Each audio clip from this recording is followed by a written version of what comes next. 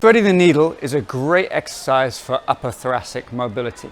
So you get into an all fours position or quadruped, and you take, in this case, taking my right hand, and I'm going through this gap here, and I'm letting my thorax move. Now, for some of you, you may want to put that shoulder on the ground, and you can actually relax here, stretching this arm out. This is more of a yoga type pose.